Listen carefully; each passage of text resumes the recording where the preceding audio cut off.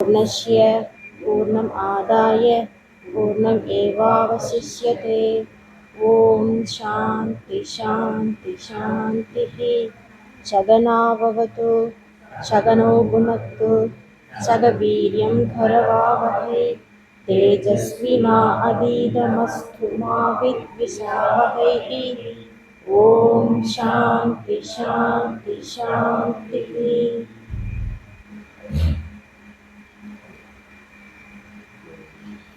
இன்னைக்கு ஒரு அரை மணி நேரம் ரொம்ப முக்கியமான ஒரு சப்ஜெக்டு. ஆனால் அந்த முக்கியமான சப்ஜெக்டை நம்ம ஃபாலோ பண்ணுறது ரொம்ப சுலபம். அதை நல்லா ஒரு அளவான நேரத்துக்குள்ளே நான் உங்களுக்கு கொடுக்க பார்க்குறேன். அப்போ நம்ம சுவாமிஜி அடுத்ததாக இறைவனுடைய மனம் அப்படிங்கிற தலைப்பில் பேசுவாங்க. அது என்னது முக்கியமான ஒரு ஒரு தலைப்பை நம்ம பார்க்க போகிறோம். என்ன முக்கியமான தலைப்பை நம்ம பார்க்க போகிறோம்னா, சாதனா பஞ்சகம் அப்படின்னு ஒரு டெக்ஸ்ட். அதாவது அதை டெக்ஸ்ட்னு சொல்லக்கூடாது, ஆச்சாரியர்கள் நிறைய அதை டெக்ஸ்ட் நான் எனக்கும் அது வாயில் வந்துருச்சு. அது ஒரு கிரந்தம். இந்த சாதனா பஞ்சகம்ங்கிற கிரந்தத்துக்கு 3 பேர் இருக்குது. ஒன்று சோபான பஞ்சகம்னு சொல்லுவாங்க. இன்னொரு பேர் என்னமா, சாதனா பஞ்சகம், சோபான பஞ்சகம், இன்னொரு பேர் இருக்குது அத்வைத பஞ்சகம். ஏதோ ஒரு 3 பேர் இருக்குது. ஏன் இந்த 3 பேர் வந்துச்சு அப்படின்னா, இந்த கிரந்தங்கள் ஒவ்வொரு ஆச்சாரியர்கள்கிட்ட வரும்போதும் அதனுடைய பெயர் மாற்றம் அடையுது. ஒரு ஸ்டெப் ஸ்டெப்பா மாற்றங்கள் அடையுது. அதனால இதுக்கு 3 விதமான பெயர்கள் உண்டாச்சு. இன்னொரு விஷயம், இது சங்கரருடைய கடைசி கிரந்தமாக சொல்லப்படுது. இப்போ இதில் விஷயம் என்ன இருக்குது அப்படின்னா, ஒரு சாதனை இருந்தால்தான் ஒரு சாத்தியத்தை நாம் அடைய முடியும். சாதனை இல்லாத சாத்தியம்ங்கிறது யாருக்கும் சாத்தியமே இல்லை. அப்போ நாம எதை நோக்கிய மாணவர்களா இருக்கிறோம், நம்மளுடைய குறிக்கோள் என்னவா இருக்குது அப்படின்னா, நம்ம இங்க ஆத்ம வித்யாலயத்துக்கு வந்திருக்கிறவங்களுடைய குறிக்கோள் எல்லாம் என்ன? நாம மோட்சத்துக்கு போகணும். என்னுடைய வாழ்க்கை மோட்சத்திற்காக நான் பயணிக்க போகிறேன். இதுதான் நம்மளோட கோல். இப்போ இந்த நம்மளுடைய கோல் சாத்தியம். இப்போ இந்த சாத்தியத்தை அடையிறதுக்கான சாதனை முறைகளை தான் சாதனா பஞ்சகம், சோபான பஞ்சகம் அப்படின்னு நம்மளுடைய சங்கரர் நமக்கு 5 ஸ்லோகங்கள்ல கொடுத்திருக்கிறாங்க. இது 5 ஸ்லோகத்துல ஒரு ஸ்லோகத்துக்கும் 8 கட்டளைகள் இருக்குது. 8 விஷயங்கள், 8 தத்துவங்கள். இதை பண்ணு, இதை செய்யாதே அப்படின்னு 8 விஷயங்கள் அதுல கொடுத்துருக்குறாங்க. இப்போ இந்த 8ஐயும் ஒவ்வொரு ஸ்லோகமா ஒரு ஸ்லோகத்துக்கு 8 அப்படி போகிறதுக்கு முன்னாடி, இது யாருக்கெல்லாம் சாத்தியம்? முதல்ல சாதனா பண்றதுக்கே இப்போ எனக்கு இது வேணும் அப்படின்னு வந்தாதான் அப்பதான் அவங்களுக்கு இது சாத்தியமாகுது. அதனால எந்த ஒரு மாணவன் இதை நான் பண்ண போறேன்னு வர்றாரோ அவருக்கு பேரு சாதகன். அவர் எந்த சாதகன்? முமுட்சுனுடைய பாதையில போகிறதுக்குடைய மோட்ச நாட்டம் உடைய சாதகன். அந்த மோட்ச நாட்டம் உடைய சாதகனுக்கு முதல்ல அவனுடைய கோல் எப்படி இருக்குதுன்னா, இப்ப நம்ம எல்லாரும் இருக்கிறோம். ஒவ்வொருத்தரும் அந்த பிரம்மஸ்வரூபத்துக்கான பேர் நம்மளுடைய பேச்சு வழக்குல மாறுபடும். இப்ப நான் என்கிட்ட கேட்டா ஆனந்தமா இருக்குது, சாந்தமா இருக்குது அந்த பிரம்மஸ்வரூபங்கிற. இப்ப தேவி கிட்ட கேட்டா அவங்களுடைய பேச்சு வழக்குல அந்த பிரம்மஸ்வரூபத்துக்கு ஒரு பேர் சொல்லுவாங்க. இப்போ எல்லாருடைய பேச்சு வழக்குலையும் அந்த அத்வைத பிரம்மத்துக்கு ஒரு பேர் வழக்கு வச்சிருக்கிறோம். அப்போ அந்த பேர் வழக்குல நமக்கு கன்ஃபியூஷன் வந்துடக்கூடாது அப்படிங்கிறதுக்காகத்தான் சாஸ்திரம் சாதனை சாத்தியம், நீ பண்ண வேண்டியது சாதனை, அதை அடையிறதுக்கான சாத்தியம். இது சாத்தியம்னா என்ன? எல்லாத்துக்கும் ஒரே மனசுல ஒருமித்த கருத்தா நிக்கணுங்கிறதுக்காகத்தான் அதை சாத்தியம்னு ஒரு ஒரு ஒரு அடைப்புக்குள்ள வச்சிருக்குது.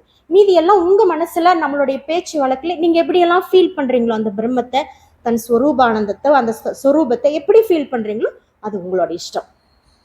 சரி, இதை எப்படி நாம அடைய போறோம்? இப்போ எல்லார் மனசுலயும் ஒரு கேள்வி வரலாம்.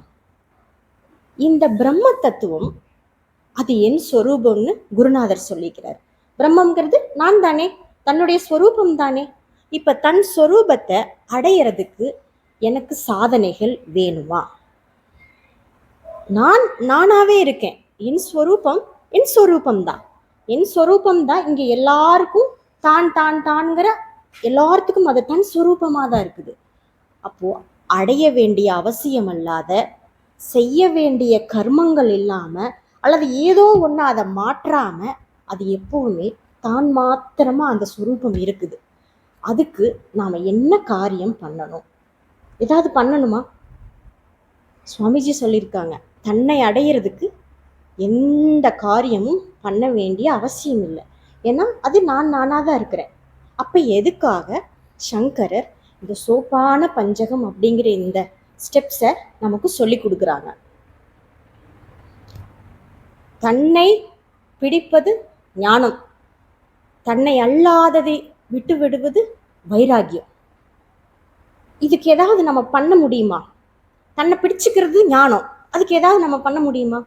பண்ண முடியாது. தான் அல்லாததை எல்லாத்தையும் விட்டுறோம், அது வைராகியம். இதுக்கு ஏதாவது பண்ண முடியுமா?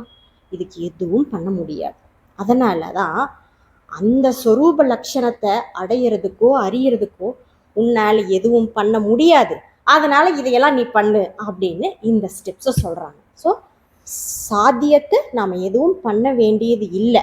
ஸோ இந்த சாதனைகளை எல்லாம் நீங்கள் படிப்படியாக பண்ண ஒரு ஒரு ஒரு ஒரு 10 படி நம்ம மேலே ஏறணும்னா அங்கே போய் பார்த்தா அங்கே நாம தான் இருப்போம். அப்போ தான் இதெல்லாம் நமக்கு ஒரு வெறும் சாதனைகளா?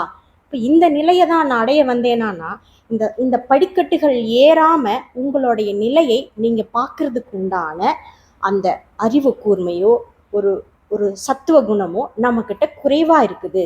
அதையெல்லாம் பெருக்கிக்கிறதுக்காக தான் இந்த சாதனை முறைகள். சரி, இது என்ன சொல்கிறார் சங்கரர்? இந்த சாதனை முறைகளை என்ன சொல்கிறாங்க? நாம் இதை வாழ்க்கையில் நாம் இதை இங்கே எல்லாமே நம்ம வேதாந்திகள், அத்வைத ஞானிகள் ஒவ்வொருத்தருமே கட்டாயம் இந்த நிலையில் கொஞ்சமாவது ப்ராக்டிஸ் பண்ணலாம். ஓகே, நான் வேதாந்தத்துக்கு வந்தாச்சு, நான் என்னை அறியக்கூடிய ஞானத்துக்கு வந்தாச்சு, நான் எப்படி இதை ப்ராக்டிஸ் பண்ண போகிறேன்?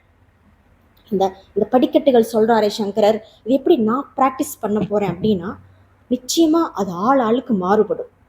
எனக்கு ஒரு மாதிரி இருக்கும், அப்பாவுக்கு ஒரு மாதிரி இருக்கும், உங்களுக்கு ஒரு மாதிரி இருக்கும். அது டிஃப்ரெண்ட்டான சாதனை முறைகள் மாறுபடும். ஸோ அதெல்லாம் நீங்கள் செக் பண்ணி பார்த்து கண்டுபிடிங்க எப்படி நாம் அதில் பயணிக்கிறோம். ஆனால் சங்கரர் அதுக்கு ஆரம்பத்தில் ஒரு ஃபஸ்ட்டு ஸ்லோகத்தை சொல்கிறாரு. இந்த ஃபஸ்ட்டு ஸ்லோகத்தை மட்டும் நான் இந்த ஃபோனில் ஸ்க்ரீன்ஷாட் எடுத்து வச்சுருக்கேன். அதை நான் அப்படியே பார்த்து படிக்கிறேன். படிக்கும்போது அதை உங்களுக்கு இங்கே கூட சொல்கிறதுனால சொல்லலாம். வேதோ நித்யமதீயதாம் ததுதிதம் கர்மஸ்வனுஷ்டீயதாம் தேனே சஸ்ய விதீயதாம் அபசிதிஹி காம்யே மனஸ்த்யச்யதாம் பாபௌக பரிதூயதாம்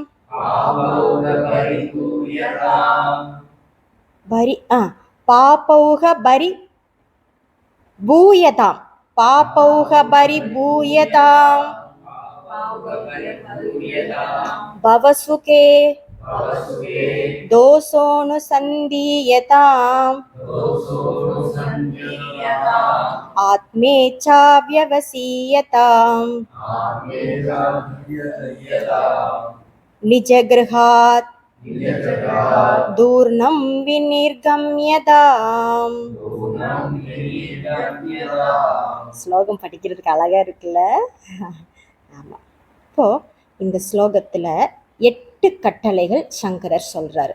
இதெல்லாம் வேதாந்திகள் ரொம்ப சுலபமாக ஆனந்தமாக ஃபாலோ பண்ணக்கூடிய விஷயங்கள். வேதோ நித்தியமதீயதாம் அப்படின்னா என்ன அப்படின்னா, வேதத்தை நித்தியம் எல்லோரும் படிக்கணும். இப்போ வேதத்தை நாம் எந்தெந்த முறையில் படிக்கிறோன்னு தெரிஞ்சுக்கலாம். இப்போ நாம் இங்கே எல்லாம் ஒரு 8 வயசு குழந்தைகளாக இருக்கிறோம் அப்படின்னா, நமக்கு இந்த வேதம் எப்படி படிக்கிறோம்? 4 ஆசிரமத்துக்கு ஃபஸ்ட்டுன்னு சொல்லுவோம், பிரம்மச்சரிய ஆசிரமம். இந்த பிரம்மச்சரிய ஆசிரமத்தில் குழந்தைங்களுக்கு என்ன வேலை? படிக்கிறது மட்டும்தான் வேலை. அப்போ அந்த முதல் ஆசிரமத்துல வேதத்தை படிக்கிறது மட்டுமே வேலையா வச்சிருக்காங்க. 2வது ஆசிரமத்துல கிரகஸ்த ஆசிரமம், அவங்களுக்கு என்ன பண்றாங்கன்னா இதே வேத பாராயணத்தை மந்திர பாகங்கள், மந்திர பாகங்கள்லாம் என்னன்னா எப்படி எப்படி இந்த ரிச்சுவல்ஸை நம்ம பண்றது. ஏன்னா படிக்கிற குழந்தைங்க படிக்கிறது மட்டும்தான் பண்ண முடியும். படிக்கிற குழந்தை கொஞ்சம் வளர்ந்து பெரியவன் ஆயிட்டான்னா அவன் பூநூல் போடுறதுலேருந்து, காயத்ரி மந்திரம் சொல்றதுலேருந்து, அக்னி ஹோமம் பண்றதுலேருந்து, நம்ம வீட்டில் என்னென்னவெல்லாம் புண்ணிய கர்மங்கள் வைதிக கர்மங்கள் எல்லாம் பண்றோம் இல்லையா, அதுக்கு மந்திரத்தையும் அந்த மந்திரத்துக்கு உண்டான பிரயோக விதிகளும் தெரியணும் இல்லையா, அதை யார் பண்ணுவா அப்படின்னா கிரகஸ்தர்கள் தான் பண்ணுவாங்க. 2ஆச்சா. 3வது வானப்பிரஸ்த ஆசிரம தர்மம்னு ஒன்று இருக்குது. அந்த ஆசிரம தர்மத்தில் இந்த வேதத்தை எப்படி பயன்படுத்துவாங்கன்னா உபாசன முறையில் பயன்படுத்துவாங்க. இதே வேதம்தான் முதல்ல பிரம்மச்சாரிய பக்குவத்தில் அவங்கெல்லாம் பிராமண பாகமாக படிக்கிறாங்க. 2வது மந்திர பாகமாக படித்து உபயோக விதிகளை சொல்லித்தர்றாங்க. 3வது உபாசன பாகமாக இருந்து அதை தானா உணர்றதுக்கு உண்டான அந்த உபாசனைகளை செய்கிறாங்க. இது வானப்பிரஸ்தன் ஆசிரமத்துக்கு. 4வது சன்னியாசிகள், அவங்களுக்கும் இதே வேலை தான். ஸோ முதல் ஸ்டேஜுக்கும் கடைசி ஸ்டேஜுக்கும் வேதத்தை நித்தியம் படிக்கிறது மட்டும்தான் வேலை. படிக்கிறது மட்டும் இல்லாமல் தான் படித்ததை மற்றவங்களுக்கு சொல்லி கொடுக்கறதும் வேலை. இப்போ இந்த வேதமோ இந்த உபனிஷத் கிரந்தங்களோ இது வரைக்கும் நம்ம கூட பிரயாணம் பண்ணிக்கிட்டு இருக்குது. சங்கரருடைய காலம் எவ்வளவு காலம். இன்னைக்கு அதுக்கப்புறமா வந்த நம்மளுடைய மகான்கள் எல்லாம் இந்த வேதத்தை நித்தியம் படித்து அதன்படியே வாழ்ந்து அதை சொல்லி கொடுக்கல அப்படின்னா இன்னைக்கு இந்த கிரந்தத்தை நாம் இங்கே உட்காந்து பேசிகிட்டு இருப்போமா? நாம் அதை படிக்க முடியுமா? அப்போ அவங்கெல்லாம் என்ன பண்ணாங்க? வேதத்தில் என்ன சொல்லப்பட்டதோ அதை அப்படியே தினமும் படித்து அவங்களுடைய ஆசிரம தர்மத்துக்கு ஏற்றாறு போல் ஒவ்வொரு பாகமாக படித்து அதை லைஃப்பில் கொண்டு வந்தாங்க. இதை லைஃப்பில் கொண்டுட்டு வர்றதுக்கு வேதம் சொல்லுது, இந்த குழந்தை பருவத்தில் இதை செய், இந்த அடுத்த பருவத்தில் இதை செய், அதுக்கடுத்த பருவத்தில் இதை செய்யு வேதம் சொல்லி தான் நமக்கு தெரியுது. குழந்தையா இருக்கும்போது நம்ம படிக்கிறது மட்டும்தான் வேலை, குடும்பத்துக்கு வந்ததும் படித்ததை மற்றவங்களுக்கு கற்றும் கொடுக்கணும், அதை படி வாழவும் செய்யணும். அடுத்த ஆசிரமம் போகும்போது அதை இன்னும் கொஞ்சம் பக்தியாவோ அல்லது தியான முறைகள்லையோ கொண்டுட்டு போவாங்க. இப்படி இந்த வேதம்தான் ஒவ்வொரு ஆசிரமத்துக்கும் இப்படியெல்லாம் இது பிரயோக விதிகள் இருக்குதுன்னு கற்றுக் கொடுக்குது. அப்போ அதை படித்தாதானே தெரியும். இன்னைக்கு சங்கரரோ வியாசரோ நம்ம கூட சாட்சாத் வாழ்ந்துட்டு இருக்கிறாங்க, இந்த ஞானத்தின் மூலமாக வாழ்ந்துட்டு இருக்கிறாங்க. இப்படி வாழ்கிறாங்க, இதெல்லாம் படிச்சுக்கிட்டு இருக்கிறதுனால தானே. நம்ம இதை படிக்கலைன்னா அவங்கெல்லாம் எங்கே இருக்க போகிறாங்க? ஒரு தூப தீபத்தை காட்டி ஒரு பொங்கலை நெய்வேதியத்தை வச்சு பகவானே எல்லாம் உனக்கே அர்ப்பணம் உனக்கே சமர்ப்பணம்னா இருப்பாங்களா இருக்க மாட்டாங்களா? நம்ம நல்லா வயிறு நிறைய பொங்கல் சாப்பிட்ருவோம். வியாசரோ சங்கரெல்லாம் வெயினாலே போயிருப்பாங்க, நமக்கு பாடம் சொல்லி கொடுக்குறதுக்கு யாருமே இருந்திருக்க மாட்டாங்க. அதனால இதை நாம் வேதத்தை நித்தியம் அத்தியனம் பண்ணணும். அப்போ என்ன சுவாமி, நாங்கள் வேதத்தை மட்டும்தான் படிக்கணுமா? என் பிள்ளை வந்துட்டு ஃபிசிக்ஸ் படிக்கிறான், இன்னொரு குழந்தை என் குழந்தை டாக்டர் படிக்கிறாங்க, இன்னும் எத்தனையோ குழந்தைகள் விதவிதமாக படிக்குது. அப்போ வேதத்தை மட்டுமே படித்தா எப்படி எங்கள் குழந்தைங்க ஸ்கூலில் போய் பரீட்சை எழுதி பாஸ் பண்ண முடியும்? அவனுடைய வாழ்க்கை தர்மத்துக்கு அவன் எப்படி கடைப்பிடிப்பான் அப்படின்னா அதையும் வேதம் இதுக்குள்ளே தான் கொண்டுட்டு வருது. அது ஒரு தனி வழி கிடையாது, படிக்கணும். ஒன்று, நீ குழந்தை எல்கேஜி போனால் ஏபிசிடி படிக்கணும், யூகேஜி போனால் அதுக்கு அடுத்த சென்டென்ஸ் போகணும், ஃபர்ஸ்ட் ஸ்டாண்டர்ட் வந்தால் எப்படி படிப்புகள் உயர்ந்துக்கிட்டே போகுதோ அதே போல் நம்மளோட குழந்தைகள் டாக்டர் படித்தாலும் சரி வேற என்ன படித்தாலும் சரி அதுக்கு உண்டான படிப்பு தர்மங்களை கட்டாயம் குழந்தைகள் நித்தியம், குழந்தைகளாகட்டும் நம்ம 4 தர்மங்களாகட்டும் நித்தியம் வேதத்தில் சொன்னபடி வேதம் படிக்கணும். இதைத்தான் வேதோ நித்தியம் அதீயதாம்னு சொல்லுது முதல் ஸ்டெப். 2வது ததுதிதம் கர்ம ஸ்வனுஷ்டீயதாம். இதுக்கு என்ன பொருள் அப்படின்னா வேதத்தில் சொல்லப்பட்ட கர்மத்தை செய். வேதம் எந்த கர்மத்தை வேண்டான்னு சொல்லுதோ அதை செய்யாத. இது 2 தான் இதுல கட்டளையா இருக்குது. ஏன் இது வேதம் சொன்னதை மட்டும் நான் செய்யணும், சொல்லாததை இதை செய்யாதீன்னா அதை நான் செய்யக்கூடாது அப்படின்னா நம்மளாம் எதுக்காக இங்கே வந்திருக்கிறோம்? மோட்சத்தை அடையணும். இந்த மோட்ச பிராப்திக்கு இருக்கக்கூடிய பாதையில என்னவெல்லாம் தடையா இருக்குதோ அதை நான் நகர்த்தணும். அதுக்கு தானே வந்திருக்கிறோம். வேற ஏதாவது நமக்கு கோல் இருக்குதா? கிடையாது. அப்ப வேதம் சொல்றது செஞ்சுட்டு போக வேண்டியது தானே. சரி, வேதம் சொல்றதை செய்யறதுனால உங்களுக்கு ஏதாவது வயிற்று பசிக்கு சோறு கிடைக்காமலோ, வாழ்வாதாரத்துக்கு ஏதாவது குறுக்கு கட்டை போடுறதாகவும் இருக்குதா? இல்லையில்ல. நான் தான் முதல்லயே சொல்லுது, நீ டாக்டர் படிக்கிறியா படி, இன்ஜினியர் படிக்கிறீங்களா படிங்க. ஆனா அந்த அந்த படிக்கிற முறைகளை வச்சுக்கணும். அதே மாதிரி இந்த ததுதிதம் கர்மஸ்வனுஷ்டியதாம். வேதம் என்ன கர்மத்தை பண்ண சொல்லுது அப்படின்னா, நித்திய நைமித்திய கர்மங்களை செய்து கொண்டிரு, காமிய கர்மங்களை செய்யாதே. அப்புறம் பிராயச்சித்த கர்மங்களையும் முமுட்சுவுக்கு அதாவது அதை இல்லை, அவன் செய்ய வேண்டியது இல்லை. ஒருவேளை ஆரம்ப கால சாதகர்களாக இருந்தா, பகவானே நான் இந்த ஆத்ம வித்யாலயத்துக்கு போகணும், ஏதோ ஒருத்தர் ஒரு கிளாஸ் சொல்லி தர்றாங்க, அதெல்லாம் எனக்கு எப்படி என் மண்டைக்குள்ள ஏறட்டும், பாடம் கேட்கும்போது நல்ல சத்துவ புத்தியில கவனமா நான் கேட்கணும் அப்படின்னு பகவானை வேண்டிக்கலாம். இது என்ன காமியமானா இருக்கிறதுலே உத்தமமான காமம்.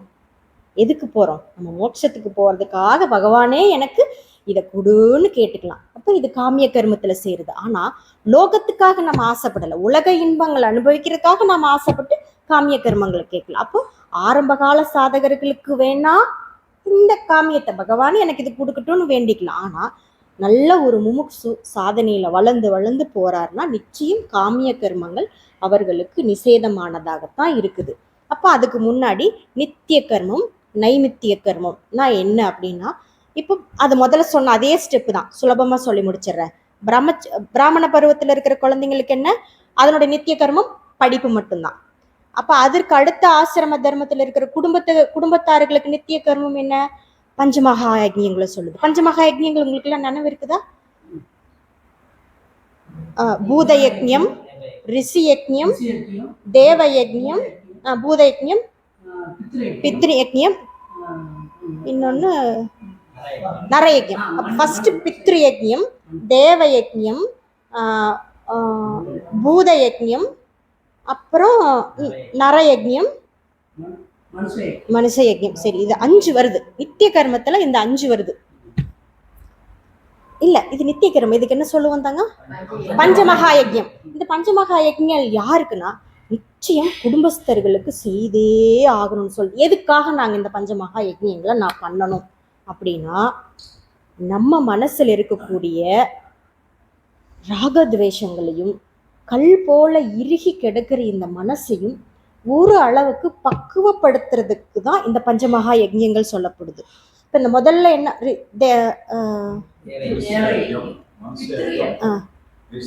வரிசை மறந்து போச்சுங்க. சரி, இப்போ இது வரிசை இருக்கட்டும், நான் ஃபர்ஸ்ட் இப்படி சொல்றேன். பித்ருக்களுக்கு, நம்ம தாத்தா பாட்டி இவங்கெல்லாம் இறந்து போனவங்களுக்கு எல்லாத்துக்குமே பண்ணக்கூடிய கர்மத்துக்கு பேரு பித்ரு யஜ்ஞம். இது எப்படி பண்றோம்?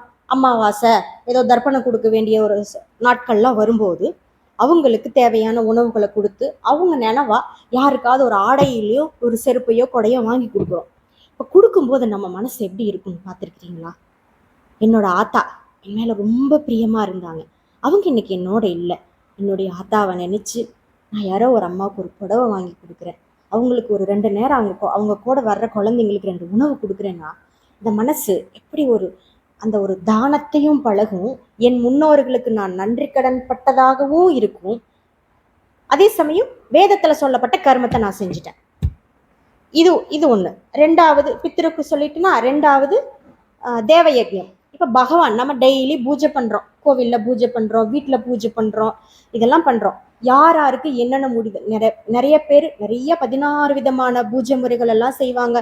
எல்லா ஸ்டெப்பா நம்மளால என்ன முடியுதோ, ஒரு தூபம், ஒரு தீர்த்தம், ஒரு வில்வம் இலைய வச்சு, பகவானே என்னால் இதுதான் முடிஞ்சது, என் மனசுல நான் எல்லாத்தையும் பாவனை பண்றேன், என்னால் எதுவெல்லாம் படைக்க முடியலையோ எல்லாத்தையும் பாவனை பண்றேன், பட்டு வேஷ்டி, டன்னா பூக்கள், நகைகள், ஆபரணங்கள் எல்லாத்தையும் உனக்கு பண்றேன்னு மானசீகமா அவர் பிரார்த்தனை பண்றது தேவ யஜ்ஞம்.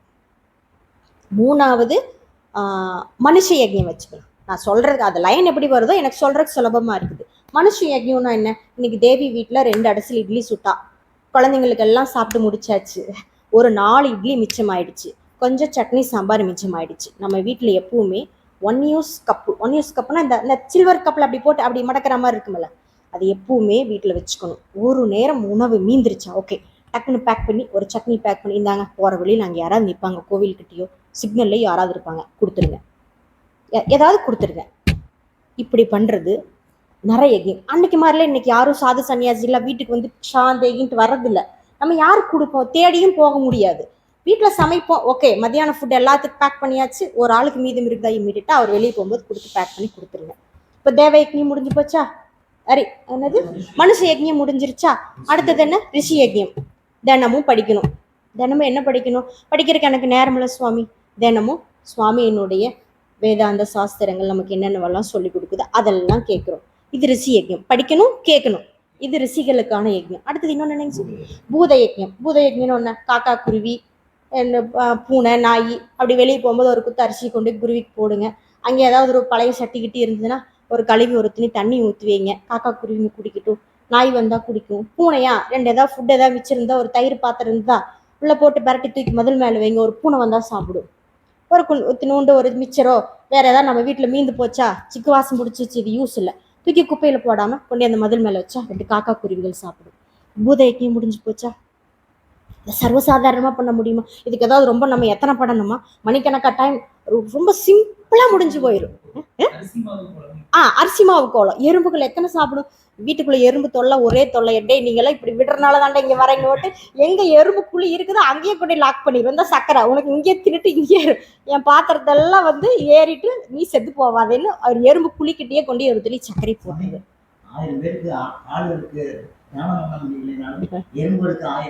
எறும்புகளுக்கு தானம் பண்ணிடல, ஏன்னா அது வயிறு குட்டி குட்டியா இருக்கு. எவ்வளவு சாதுரியமா நம்ம பாக்குற பாருங்க, குட்டி குட்டி வயிறுக்கு 1000 பேருக்கு உணவு கொடுத்துறோம். இவ்வளவு பெரிய வயிற்றுக்கு 1000 பேருக்கு கொடுக்க முடியாத, ஒருத்தர் 2 பேர் கொடுத்துடலாம். அப்ப நம்ம மனசுல பாவனை பாத்தீங்களா, ஒண்ணு இல்ல, சட்டையை கழட்டி பொழுதோட வெளியே உட்காந்தீங்கன்னா போதும் 1000 கொசு கடிச்சு உன்னோட உடம்புல இருந்து உணவு எடுத்துக்க. அது வந்து பூத யஜ்யம் மாறிடும். இப்போ இப்படி பூத யஜ்யம் இந்த மாதிரி இந்த பஞ்சமகா யஜ்யங்கள் இல்லறத்துல இருக்கிறவங்க எவ்வளவு சிம்பிளா செய்ய முடியுது, ரொம்ப சுலபமா செய்ய முடியுது. நிச்சயமா அதையும் சேர்த்துக்கலாம். காலையில வெளியே போனா இந்த கத்திரிக்காய் செடியும் இந்த கருவேப்பிலை செடியும் கொஞ்சம் வாடினாமா இருந்தது, டப்புன்னு ஒரு 5 நிமிஷம் அந்த பக்கம் போயிட்டு இந்த பக்கம் வரதுக்குள்ள பைப்பு தூக்கி போட்டு ஒரு 2 குடம் தண்ணி விட்டாச்சுன்னு வந்தாச்சு. செடி கொடிகளுக்கும் இருக்குது. இப்ப எல்லா உயிர்களுக்கும் ஒரு இல்லற தர்மத்தில் இருக்கிறவர்கள் தன்னுடைய கொஞ்சம் கொஞ்சம் கொஞ்சம் கொஞ்சம் கொஞ்சமா ஊத்தலாம். இப்படி பண்ணும்போது இந்த பஞ்சமகா யஜ்யம் இல்லறத்தாருக்கு வேதம் சொன்னபடி செய்து முடிச்சாச்சா. அடுத்தது என்ன சுரேஷ், இல்லறத்தானுக்கு வானப்பிரஸ்தர் இருக்காங்க. அவங்க என்ன பண்ணுவாங்க, அவங்க குடும்பத்துல இருந்து ஒரு 50 வயசு 45 ஷார்ட்டா முடிச்சிடறேன், டக்குன்னு 14 முடிச்சிடறேன்.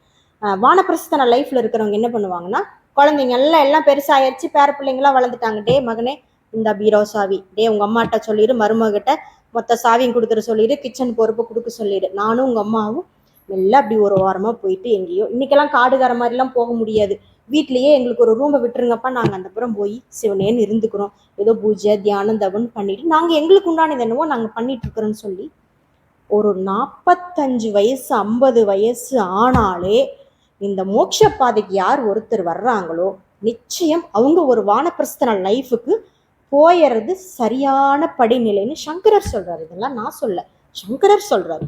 அப்ப அந்த லைஃப் போயிட்டு அவங்க என்ன பண்ணுவாங்க, சும்மாவா இருப்பாங்க, தியானம் பண்ணுவாங்க, ஈஸ்வர பூஜை பண்ணுவாங்க, மானசீகமா பூஜை பண்ணுவாங்க, வேதம் சொல்றதையும் படிப்பாங்க. ஏன்னா அவங்க என்ன பண்ண போறாங்க, வேதம் எங்க சொல்றது, வேதம் படிக்கிறது வானப்பிரஸ்தன லைஃப், கிரகஸ்தன் பிரம்மச்சாரி, இது 3க்கும் பொருந்தும், 4க்கும் பொருந்தும். ஆனா கொஞ்சம் கொஞ்சம் பாட்டு மாறும். ஸோ அவங்களும் இது பண்ணுவாங்க. தனியா போகலாம். உங்க வீட்டுக்காரமா உங்களுக்கு கம்ஃபர்ட்டா இருந்தாங்க, அவங்க உங்களுடைய சாதனைகளுக்கோ உங்களுடைய தியானத்துக்கோ அவங்களும் ஒத்தாசையா இருந்து அவங்களும் பண்ற மாதிரி இருந்தா அங்க நீங்க தாராளமா கூட்டிட்டு போகலாம். இல்ல இடைஞ்சல் பண்ணுவேன், நான் குறுக்கையே தான் நிப்பையான்னா அவங்க இந்த புறம் மடமாறுவாங்க, நாம அங்கிருந்து ஒரு மம்டி வெட்டி இங்க போடுவோம். இதே பொழப்பா போயிடுச்சு, நீ உங்க அம்மா வீட்டுக்கோ தம்பி வீட்டுக்கோ போ தாயி, நான் கொஞ்ச நாளைக்கு இருந்துட்டு சீக்கிரமா வந்துடுறேன்னு ஏமாத்திட்டு ஓடி வந்துட வேண்டியதுதான். இரு, இப்போ இந்த ஸ்பீச்ல அப்படி சொல்லிட்டுனா அடுத்தது 4 பேர் ஏமா நீங்களே இப்படி சொன்னா நாங்க என்னமா பண்றதுமாங்க. அதனால கொஞ்சம் ஒரு ஒத்தாசி அப்படின்னு பேசி வைப்போம். ஸோ அதனால இந்த வானப்பிரஸ்தன லைஃப் இப்படி போகுதா.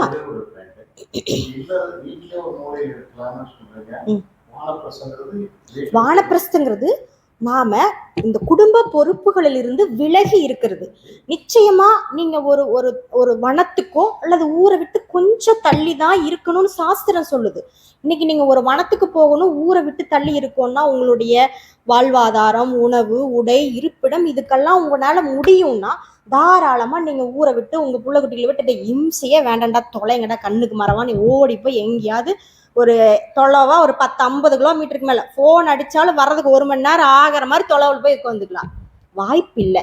எங்க போறதுனா எங்கும் போக முடியாதுன்னா இதுதான் 2வது ஆப்ஷன். முதல் ஆப்ஷன் அதுதான், எங்க தூரமா ஓடி போயிரு. முதல் ஆப்ஷன் அது. முடியலையா, வாய்ப்பு இல்லையா, எங்கேயோ வீட்டுல எதுலயும் நான் பங்கு கொள்ள மாட்டேன்ப்பா, நான் இருக்கிறேன், ஏதோ ஒரு நேரம் உணவு கொடுத்தா சாப்பிட்டுட்டு இருக்கிறேங்கிறது ஒரு இது 2வது விதமான ஆப்ஷன். இப்படி இருக்கலாம். ஸோ சன்னியாசிக்கு என்ன கடமை அப்படின்னா, அவங்களுக்கு என்ன வேதம் கடமைகள் விதிச்சிருக்குதுன்னா, அவங்களுக்கு குரு சேவை தான் முதல்ல வேதம் விதிக்கப்பட்ட கடமை. குரு சேவை செய்யணும். அப்புறம் வேதத்தை நித்தியம் படிக்கணும். படிச்சதை மற்றவங்களுக்கு சொல்லி கொடுக்கணும். சங்கரரும் வியாசரும் அவங்கெல்லாம் நமக்கு ஒரு தத்துவம், அவங்கெல்லாம் நமக்கு ஒரு தங்க இந்த எசன்ஸ்க்கு என்ன சொல்லுவாங்கடா, சாராம்சம். அவங்கெல்லாம் நமக்கு ஒரு சாராம்சமா இருக்கிறாங்க. அவங்க நாம யார் காப்பாத்தி கொண்டுட்டு போவா? குழந்தைங்க காப்பாற்ற முடியாது, இல்லற தர்மத்துல இருக்கிறவங்கனாலையும் முடியாது, வானப்பிரஸ்தன லைஃப்ல இருக்கிறவங்கனாலையும் முடியாது. அப்போ இதை காப்பாத்துறதுக்கு சாதுகளும் சன்னியாசிகளும் தான் இந்த எசன்ஸை பரம்பரையா கொண்டுட்டு போறாங்க. அப்ப அவங்களுடைய கடமை இது. இப்ப முடிஞ்சுதா? 5 தர்மத்தாருக்கும் 4 தர்மத்தாருக்கும் இருக்கக்கூடிய வேதம் சொன்ன கடமை முடிஞ்சுதா? அப்ப வேதம் இவங்களுக்கெல்லாம் இன்னும் சில கடமைகளை செய்யாதுங்குது. இது எல்லாத்துக்கும் காமனா பொருந்தக்கூடிய ஒரே ஒரு வேலை என்னன்னா, காமிய கர்மத்தை விட்டு ஒளி. இது குழந்தையா இருந்தாலும் சரி, குடும்பஸ்தனா இருந்தாலும் சரி, வானப்பிரஸ்தனா இருந்தாலும் சரி, சன்னியாசியா இருந்தாலும் சரி, காமிய கர்மத்தை எவன் செய்கிறானோ அவனுக்கு தன்னுடைய மனசு சஞ்சலப்பட்டுக்கிட்டே இருக்கும். ஏன்னா நான் ஆசைப்பட்டு இதை செய்யறேன், இந்த கர்மத்தினால எனக்கு இன்னும் பலன் வரணும்னு அவன் ஆசைப்பட்டு செய்துட்டே இருக்கும்போது அவன் தன்னுடைய மோட்ச பாதைக்கான சாதனையை அவனால செய்ய முடியாது. அதனால காமிய கர்மத்தையோ நிஷேத கர்மம்னு சொல்லக்கூடிய பிராயச்சித்த கர்மங்களையோ செய்யாதே, வேண்டான்னு சொல்லுது. இப்ப நம்ம எல்லாம் மனசுக்குள்ள நினைச்சுக்கோ, வெளியே யாரும் சொல்ல வேண்டாம்.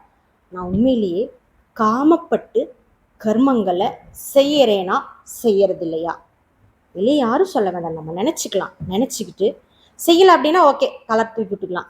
இல்லை என்கிட்ட இன்னும் கொஞ்சம் காம கர்மங்கள் இருக்குதுன்னா பயம் வேண்டாம். அந்த காம கர்மங்கள் யாருக்காக செய்யறோம், இது அடுத்த லைன்ல வருது. இது அந்த லைனை நான் இதுல எடுத்துக்கிறேன்டா.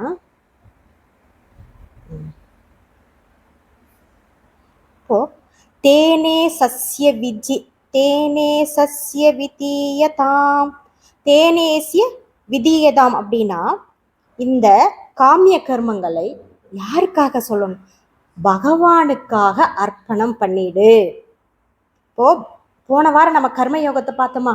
கர்மயோகத்துல என்ன பார்த்தோம்? என்ன கர்மம் பண்ணினாலும் பகவானுக்கு அர்ப்பணம் பண்ணிட்டீன்னா உனக்கு அந்த கர்மத்தினால் உண்டான தோஷம் தொடாது.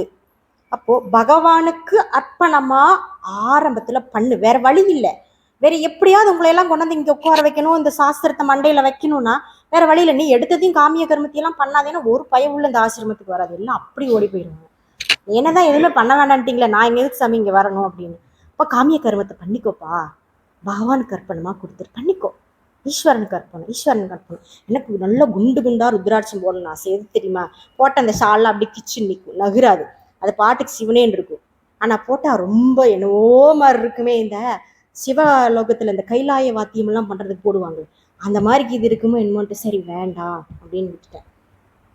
அதே மாதிரி இதெல்லாம் ரொம்ப ஒரு காமத்திலையும் ரொம்ப எளிமையான காமங்கள், யாரையும் துன்பப்படுத்தாத காமங்கள். இப்படி கொஞ்ச நாளைக்கு இந்த குட்டியான காமங்கள், யாரையும் துன்பப்படுத்தாம யாரையும் ஹிம்சிக்காம இருக்கிற காமங்களை எல்லாம் செய். ஏன்னா உன்னுடைய வாழ்க்கை முறையே காமப்பட்டு தான் இருக்கிற.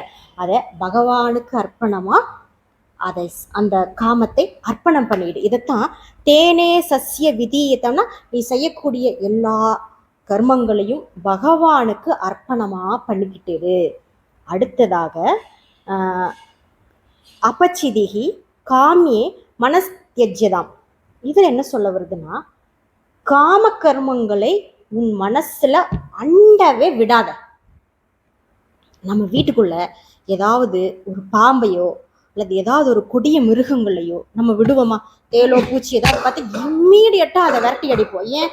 அதனால நமக்கு ஹிம்சை வரும். நம்ம குழந்தைங்க தெரியாம ஏதாவது கையை காலை வச்சாலும் ஹிம்சை வரும். அப்போ எப்படி ஒரு விஷ ஜந்துக்களை நம்ம இம்மீடியட்டா வெளியே நீக்கிறோமோ, அதே போல நம்ம மனசுல இந்த காம எண்ணங்கள் என்ன பண்ணும்? முதல்ல மனுஷனுக்கு எப்படி இந்த அறியாமை வந்ததுன்னா, அவனுக்கு ஏற்பட்ட இந்த காம எண்ணம் தான். ஏன் இந்த காம எண்ணம் வந்ததுன்னா, நல்லா தானே நான் நல்லா இருந்திருக்கலாமே, ஏன் வந்ததுன்னா, இதுக்குதான் அனாதி காலத்துல இருந்து நம்மளுடைய பூர்வஜென்ம வாசனைகள். அப்போ பூர்வஜனன்னு ஒன்று உண்டானா அதை தான் சாஸ்திரம் சொல்லுது. பூர்வம் அபூர்வம் இப்பூர்வம் எல்லாம் ஒன்றும் இல்லை, இதெல்லாம் அனாதிப்பா. நீ இப்படிதான் இருக்கிற. ஜீவன் பிறந்தாலே அவன் ஆசை வயப்பட்டு கர்மங்களை செஞ்சு பிறந்து இறந்து இப்படிதான் இருக்கிறான். அதனால ஆசைங்கிற பேர்ல எதெல்லாம் உங்க மனசுக்குள்ள வருதோ அண்ட விடாதீங்க. ஆசை இல்லாம கர்மத்தை பண்ணுங்க. இதுக்கு ஒரு சின்ன உதாரணம் சொல்றேன்.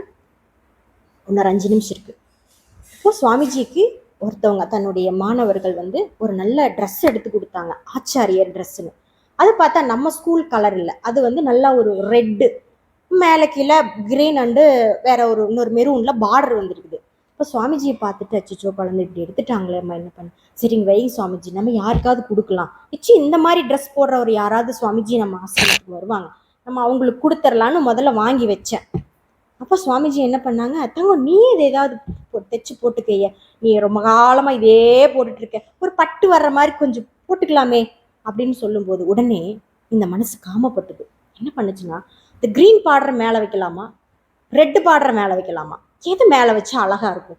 சரி, இந்த பார்டர்லாம் மேலே இவ்வளோ வருது, வெட்டி எறிஞ்சா வீணா போயிருமே, அதெல்லாம் கழுத்துக்கு எப்படி வைக்கல? டே, கழுத்துக்கு நம்ம போடுறது வட்ட கழுத்து, எப்படா இது வைக்கிறது?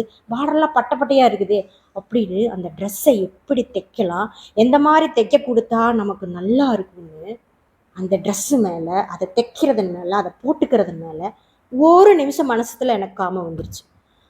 அடடடடா, நான் வேற இதை வேற இன்னைக்கு படிக்கணும், ஏதோ படிச்சு கொஞ்சம் சொல்லணும், ஆனா இந்த மனசுல இந்த எண்ணம் வந்ததும் என்னால படிக்கவே முடியலடா, இதை பத்தி சிந்திக்கவே முடியல. அப்போ ஒரு ட்ரெஸ்ஸில் இந்த பார்டர் மேலே வைக்கலாமா கீழே வைக்கலாமாங்கிற சிந்தனையே உன் மனசை நிம்மதியாக இருக்க விட மாட்டேதுன்னா, நம்ம மனசில் இதை விடமான எத்தனை பெரிய பெரிய காமங்கள் நாள் கணக்கில் வருஷ கணக்கில் நம்ம அதுக்கான சங்கல்பம் பண்ணிக்கிட்டு ஓட்டுறமே, நம்ம நிம்மதியாக தூங்க முடியும்னு நினைக்கிறீங்களா? இந்த ஞான பாதையில் நம்மளால வர முடியும்னு நினைக்கிறீங்களா? அதனால விஷ ஜந்துக்கள் போல இந்த காமத்தை உன் மனசுல அண்ட விடாதேன்னு சொல்லுது. அடுத்து, சரி இந்த காமத்தை எல்லாம் நான் துரத்தியாச்சுப்பா, எல்லா பூச்சி புழுவெல்லாம் பிடிச்சி வெளியே போட்டாச்சு, ஒன்றும் காமமே இல்லை, நான் இப்போ மனசு சுத்தமாக இருக்கிறேன். அடுத்தது என்ன பண்ணலாம்? ஆத்மே சாவியவசீயதாம், ஆத்மாவின் மேல இச்சை கொள், ஆத்மாவை அடைய வேண்டும் என்று நீ ஆசைப்படு. பிரகதாரணிக உபநிஷத்துலையாடா யார் அவர், மைத்ரேயி, அவங்க ரெண்டு, அவரோட பேர் என்ன, யாக்ஞவல்லிகர் என்ன சொல்றாரு? ஆத்மாவாரே திரஷ்டவியக ஸ்ரோத்தவியக மந்தவியக நிதித்தியாசிதவியக. ஆத்மாவை சிரவண மனனத்தினால தெரிஞ்சுக்கோ, நிதித்தியாசனத்தினால ஆத்மஸ்வரூபமாவே நீ இரு. இப்படிப்பட்ட ஆத்மாவை நீ ஸ்பெஷலா தெரிஞ்சுக்கணும் அப்படின்னு யாக்ஞவல்லியர் தன்னுடைய மனைவியான மைத்ரேயிக்கு சொல்லி கொடுக்குறாங்க. அப்போ இந்த மனம் தூய்மைப்பட்ட ஒருவனுக்கு அடுத்ததான் என்ன வரணும்? ஆத்மாவை அடையணுங்கிற என்ன வரணும்? அந்த ஆத்மாவை நான் எப்படி அடையணும்? சிரவண மனன நிதித்தியாசனத்தினால ஒரு குரு கிட்ட இருந்துக்கிட்டு மாணவன் அதை நல்ல முறையா படிச்சு அதுக்கு அடுத்த படிநிலைகள்ல அவனை மேன்மைப்படுத்தி கொள்ள வேண்டும் அப்படின்னு இந்த லைன். அடுத்தது நிஜகிரகா தூர்ணம் வினிர்கம்யதாம். இது என்ன நிஜகிரகா தூர்ணம் வினிர்கம்யதாம்னா, நிஜ கிரகம் அப்படின்னா நம்ம எல்லாத்துக்கும் சொந்த வீடு இருக்கும் அல்லது வாடகை வீடாது இருக்கும். வாடகை கொடுத்துட்டு இருக்க வரைக்கும் அது நம்ம வீடு தான். இப்போ யாராவது கூட்டு போனா கூட இது ஏன் வீடும்போ, சொந்த வீடோ வாடகை வீடோ அல்லது எதுவுமே வீடே இல்லையோ எங்கேயோ இருக்காங்களோ அது என்னோட வீடு. இது மேலோட்டமா எடுத்துக்கிற ஒரு பேர் வழக்கு. இப்போ நம்ம என்ன சொல்றோம், இதுதான் என்னுடைய வீடுன்னு நம்ம காட்டுறோம் இல்லையா? ஆனா இந்த சாஸ்திரம் சொல்லுது, உபனிஷத்தெல்லாம் சொல்லுது, நிஜ கிரகம் என்ன அப்படின்னா, எதை உன்னை நானு நானு நானுன்னு என்னோடது என்னோடது பிடிச்சிக்கிட்டு இருக்கிறோமோ, இந்த சரீரம் தான் நிஜ கிரகம்னு சொல்லுது. இந்த சரீரத்தின் மேல நானு, என்னோடது, என் புள்ள குட்டிங்க, என் வீடு, என் சொத்து, என் வண்டி வாகனம், என் ட்ரெஸ்ஸுங்க, எத்தனையெல்லாம் எடுத்து போட்டு வச்சிருக்கு தெரியுமா? இந்த ஒரு கிரகம் இருந்தா பிரச்சனை இல்லை. ஆனா இந்த நிஜ கிரகத்தை ஒன்ன வச்சுக்கிட்டு எத்தனை கருமத்தை நம்ம பிடிச்சிக்கிட்டு இருக்கிறோம் சொல்லுங்க. நான் சும்மா சீரியஸா இருந்தாலும் சரி, அல்லது விளையாட்டா இருந்தாலும் சரி, இந்த சரீரம்ங்கிற ஒரு கிரகத்தை பிடிச்சி வச்சுக்கிட்டு எத்தனை கிரகத்தை நம்ம பற்றிக்கிட்டு இருக்கிறோம். இதுக்கு எத்தனை தேவைப்படுது? காலையில் எனக்கு இட்லி தான்ப்பா வேணும், எனக்கு தோசை வேண்டவே வேண்டாம். அது எவன் தண்ணி குடிக்கிறது? இல்லைப்பா எனக்கு இட்லி வேண்டாம், தோசை வேண்டாம், காலையில் எனக்கு பழைய சோறு தண்ணி ஊற்றி கொடுங்க, குளுகுளுன்னு வெயில் குடிச்சுக்கிறேன். இப்போ இந்த சரீரத்துக்கு சாப்பிட்ற உணவுலிருந்து, போடுற ட்ரெஸ்ஸுலிருந்து, அப்புறம் நாம் நல்லா அழகாக இருக்கணும், நல்லா ஜம்முன்னு இருக்கணும். நம்ம வேறு இன்றைக்கி வெளியே போகிறோம், நல்லா எடுப்பான புடவை, நல்லா அழகான ஹேர் ஸ்டைல், நம்ம ஒவ்வொரு காஸ்மெட்டிக்கும் நல்லா மேட்சுக்கு மேட்சாக வாங்கி போட்டு இதெல்லாம் ஏன் செய்கிறோம்? என்ன நானுங்கிற இந்த அபிமானத்தை இன்னும் நான் பெட்டராக வச்சுக்கிட்டு இருக்கிறேன், நல்லா ஜம்முன்னு வச்சுக்கிட்டு இருக்கிறேன். நைட்டு படுத்தா சும்மாவாக படுக்கிறோம், கொசு வரக்கூடாதுன்னு கதவை சாத்துறோம், நல்லா ஃபேனை போட்டுக்கிறோம், நல்லா மெத்தையை விரிச்சுக்கிறோம். அப்போ இந்த நிஜ கிரகமான இந்த சரீரத்துக்கு நம்ம எவ்வளோ இம்பார்ட்டன்ட் கொடுக்குறோம்டா. இந்த இம்பார்ட்டனை கொடுக்கறதுனால தான் நாம் உண்மையான நம்மளுடைய ஸ்வரூபத்தை சென்றடைய முடியாமல் போகுதுன்னு சுவாமி என்ன சொல்கிறாங்க தெரியுமா? நிஜகிரகா தூர்ணம் வினிர்கம்யதான், விட்டு ஓடி போங்கடாங்குது. நான் என்னோட சரீரமான இந்த நிஜ கிரகத்தை விட்டுட்டு நான் எங்க ஓடுறது அப்படின்னா, இது இப்படி புரிஞ்சுக்கணும். என்னோட சரீரத்துல நானு, எனது, என்னுடையதுன்னு நான் எதன் மேல எல்லாம் அபிமானம் கொண்டு இருக்கிறேனோ அந்த அபிமானத்தை விட்டுட்டு ஓடு அப்படின்னு இந்த லாஸ்டான வரி சொல்லுது. அப்புறம் இன்னொரு சன்னியாசிகளுக்கு இதுலயே இது சில ஆச்சாரியர்கள்லாம் இன்னொரு கொட்டேஷன் இப்படி மார்க் போட்டு அதுல இன்னொன்னு சொல்றாங்க. இது சாதுக்கள், நம்ம குடும்பத்திலிருந்து எல்லா இதுவும் முடிச்சு சன்னியாச லைஃபுக்கு போனவங்க, அவங்களையும் இந்த வீட்டை விட்டு லிட்டரலாவே வீட்டை விட்டு நீ ஓடிப்போ, நீ தொலைவுக்கு ஓடிப்போ அப்படின்னு சொல்லுது.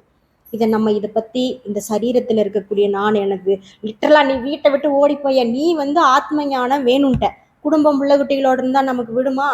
ஏதோ ஒன்றையோ இன்னைக்கு மளிகை கடைக்கு போயிட்டு வா, எனக்கு புளி குழம்பு வைக்கணும், இன்னைக்குன்னு வரமிளகா புளி இல்லை, நீ போய் வாங்கிட்டு வந்தே ஆகணும். அம்மா நான் கொஞ்ச நேரம் தியானம் பண்ணுறேங்கம்மா, விடுவாங்களா? இல்லை. உனக்கு சோறு வேணுமா? போய் வாங்கிட்டு வா, வாங்கிட்டு வந்து கொடுத்தா தான் அடுத்த நேரம் சோறு கிடைக்கும்.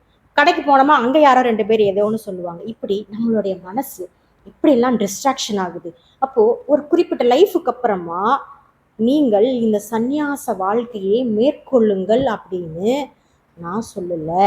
இந்த சாதனா பஞ்சகத்துல முதல் ஸ்லோகத்துல சங்கரர் அந்த இறுதி லைன்ல இப்படி 2 கொட்டேஷன் கொடுத்திருக்கிறாரு. நிஜகிரகா தூர்ணம் வினிர்கம்யதான், இந்த சரீரத்தில் இருக்கக்கூடிய நான் என்னதுங்கிற அபிமானத்தை விட்டொழி. இதுவே சாது சன்னியாசி அவன் எங்கேயோ ஒரு போறான் அப்படின்னா அவனுக்கு இந்த வீடுங்கிற இந்த பிசிக்கலா இருக்கிற வீட்டையும் விட்டுட்டு ஓடி போய் நீ சாதனா பண்ணு, தியானம் பண்ணுன்னு சொல்லுது. இப்போ முதல்ல ஸ்லோகத்துல இந்த 8 விதமான கட்டளைகளையும் நம்ம பார்த்தாச்சு. இப்போ இது கூடவே பிசிக்கலா நாம ஏதாவது, ஐயோ எனக்கு 5 நிமிஷம் லேட் ஆகி போச்சு, சரி ஒரு 5 நிமிஷம் முடிச்சிடறேன், பிசிக்கலா ஏதாவது நமக்கு சாதனைகள் சொல்லப்படுதா அப்படின்னா, நிச்சயமா நம்மளுடைய பல மகான்களும் பல குருமார்களும் சில சாதனைகளை நமக்கு சொல்றாங்க. காலையில எழுந்து சில யோக பயிற்சிகளை செய்யுங்க, இந்த பக்கம் மூக்கை பிடிச்சி ஏதோ மூச்சை பண்ணுங்க, இந்த மூச்செல்லாம் பண்றதுனால பிராணாயாமம் பண்றதுனால நல்ல ஒரு மனசுல சத்துவ புத்தி வரும். இந்த சத்துவ புத்தி வந்ததுன்னா பாடம் கேட்கறதுக்கோ பாடம் படிக்கிறதுக்கோ குரு சொன்னதைப்படி உள்ள போறதுக்கு இதெல்லாம் உங்களுக்கு சப்போர்ட்டா இருக்கும். அதனால நீ பிசிக்கலாவும் கொஞ்சம் கர்மம் பண்ணுப்பா, ஒன்றும் தப்பில்லை. நீ போற பாதையில எல்லாம் இதெல்லாம் பண்ணிட்டு போ. ஆனா போய் பார்த்தா அங்க இருக்கிறது நீ எங்க எவன் இதெல்லாம் பண்ணிட்டு இருந்தானோ அவன் தான் அங்க இருப்பான். அவனை எதுவுமே செய்து அடைய வேண்டியதில்லை. அதனால இந்த கர்மங்களை எல்லாம் பண்ணுன்னு சாதனா பஞ்சகத்துல 40 கட்டளைகள்ல இன்னைக்கு 8 நம்ம பார்த்துருக்குறோம். நீ அடுத்த வாரத்துல இன்னும் வேற அடுத்த ஸ்லோகத்துல 8 வரப்போகுது. அது சங்கரர் என்ன சொல்றாருங்கிறத பார்த்து வச்சுட்டு அடுத்த வாரம் நம்ம பார்க்கலாம். தொடர்ந்து பண்ணிக்கலாம்.